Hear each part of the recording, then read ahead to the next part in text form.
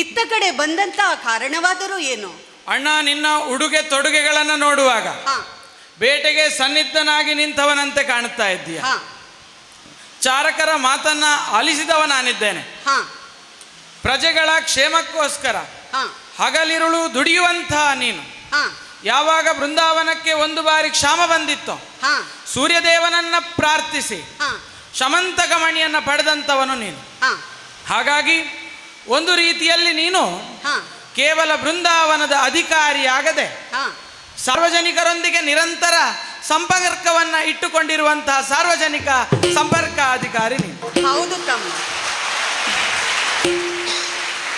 ಹಾಗಾಗಿ ಹಾ ಈ ತರದ ಹಲವು ಹಾ ಹೊಣೆಗಳನ್ನ ನಿನ್ನ ಹೆಗಲ ಮೇಲೆ ಹೊತ್ತುಕೊಂಡಿರುವಂತಹ ನೀನೇ ಬೇಟೆಗೆ ಹೋಗಬೇಕಾಗಿಲ್ಲ. ಹಾ ನಾನಿದ್ದೇನೆ. ಹಾ ಹಲವಾರು ಬಾರಿ ಬೇಟೆಯನ್ನ ಆಡಿದಂತಹ ಅನುಭವ ನನ್ನಲ್ಲಿದೆ. ಹಾ ಹಾಗಾಗಿ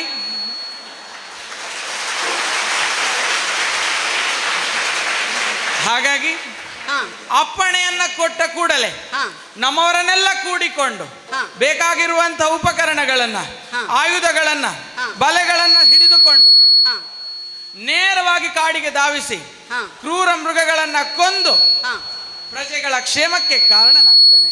ಆಶೀರ್ವದಿಸು ನನ್ನಣ್ಣಯ್ಯ. ತಮ್ಮ ಹರುಷದುಳ್ ಸತ್ರಾಜಿತಾಖ್ಯನು ಕರುಣಿಸುತ್ತ ಅಪ್ಪಣೆಯ ತಮ್ಮಗೆ ಕೊರಳೊಳಿಟ್ಟು ಸ್ಯಮಂತಕವ ಕೊರಳೊಳಿಟ್ಟು ಶಮಂತಕವ ತಾ ಪರಸಿ ಬೀಳ್ಗೊಡಲು ಹರುಷದುಳ್ ಸತ್ರಾಜಿತಾಖ್ಯನು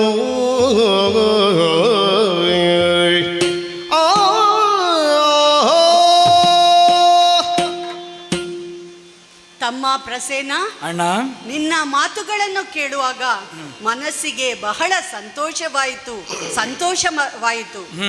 ಪರಿವಾರದವರನ್ನು ರಕ್ಷಿಸಬೇಕು ಎನ್ನುವ ನಿನ್ನ ಲೆಕ್ಕ ಚೊಕ್ಕವಾಗಿಯೇ ಇದೆ. ತಮ್ಮ, ಬೇಟೆ ಎನ್ನುವುದು ಕ್ಷತ್ರಿಯರ ಹವ್ಯಾಸ. ಆದ್ದರಿಂದ ನಿನ್ನ ಉತ್ಸಾಹವನ್ನು ನಾನು ಭಂಗಪಡಿಸುವುದಿಲ್ಲ. ಆದರೂ ತಮ್ಮ, ಇದು ನಿನ್ನ ರಕ್ಷಣೆಗಾಗಿ ಈ ದಿವ್ಯವಾದ ಶಮಂತಕ ಮಣಿಯನ್ನು ನಿನ್ನ ಕೊರಳಲ್ಲಿ ತೊಡಿಸಿದವನಿದ್ದೇನೆ.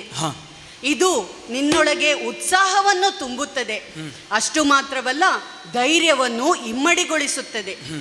ಯಾವುದೇ ಕಷ್ಟ ಕಾರ್ಪಣ್ಯಗಳು ಎದುರಾದರೂ ಪರಿಶುದ್ಧವಾದ ಮನಸ್ಸಿನಿಂದ ಈ ಶಮಂತಕ ಮಣಿಯನ್ನು ಧ್ಯಾನಿಸಿದರೆ ಎಲ್ಲ ಕಷ್ಟ ಕಾರ್ಪಣ್ಯಗಳು ನಿವಾರಣೆಯಾಗುತ್ತದೆ. ಅಷ್ಟು ಮಾತ್ರವಲ್ಲ ತಮ್ಮ, ಕಾಡಿನ ಆ ದಟ್ಟ ಕತ್ತಲೆಯೊಳಗೆ ಇದು ಸ್ವಯಂ ಪ್ರಭೆಯಿಂದ ಬೆಳಗುತ್ತದೆ. ಆದ್ದರಿಂದ ಧೈರ್ಯವಾಗಿ ಹೋಗಿ ಬಾ. ನಿನಗೆ ಶುಭವಾಗಲಿ. ಆಶೀರ್ವಾದಿಸಿ.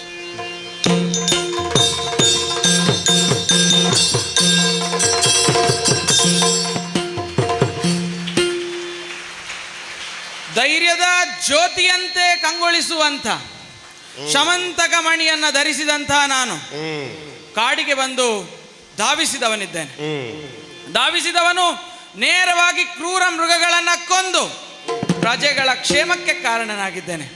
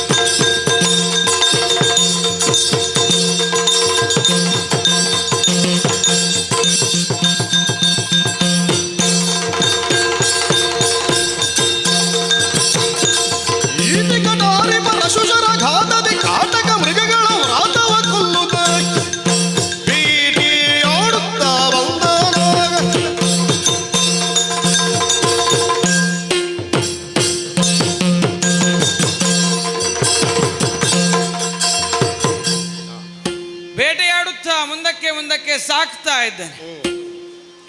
ವನಗಳಲ್ಲಿ ಸಪ್ತ ವನಗಳಂತೆ. ಆ ಸಪ್ತವನಗಳನ್ನೇ ಹೋಲುವಂತಹ ಒಂದು ವನದಲ್ಲಿರುವಂತಹ ಆನಂದ ನನ್ನಲ್ಲಾಗ್ತಾ ಇದೆ. ಆ ಆನಂದವನ್ನು ನೋಡುವಾಗ ಎಂತ ಸುಂದರವಾಗಿರ್ತಕ್ಕಂತಹ ದೃಶ್ಯಗಳು. ಕಾಡಿನ ಸುತ್ತವಲ್ಲೂ ನೋಡುವಾಗ ಪರಿಶುದ್ಧವಾಗಿರ್ತಕ್ಕಂತಹ ನೀರು. ಅನಿಲ ದೇವನೇ ಸಂತೋಷಗೊಂಡು ತಂಗಾಳಿಯನ್ನು ಬೀಸುತ್ತಾ ಇರುವಂತಹ ಸಂತೋಷ. ಕಿವಿಗೆ ಸಂಗೀತದ ರೀತಿಯಲ್ಲಿ ಇಂಪನ್ನ ಕೊಡುವಂತಹ ಪಕ್ಷಿಗಳ ಇಂಚರ. ಇವನ್ನೆಲ್ಲ ಆಲಿಸುವಾಗ ಮನಸ್ಸಿಗೆ ಬಹಳ ಸಂತೋಷವಾಗ್ತದೆ, ಖುಷಿ ಆಗ್ತದೆ. ಹಾಗೂ ಅದರ ಜೊತೆಗೆ ನನಗೆ ಬೇಟೆಯಾಡಿ ಎಲ್ಲ ಪ್ರಜೆಗಳ ಕ್ಷೇಮಕ್ಕೆ ಕಾರಣರಾಗಿರುವಂಥ ಸಂತೃಪ್ತಿ ನನ್ನಲ್ಲಿದೆ. ಹೀಗೆ ಕುದುರೆಯನ್ನು ಏರಿ ಮುಂದಕ್ಕೆ ಬಂದಿದ್ದವನಿದ್ದೇನೆ. ನಮ್ಮವರು ಯಾರೂ ಇಲ್ಲ. ಇದೇನಿದು ಗರ್ಜನೆ?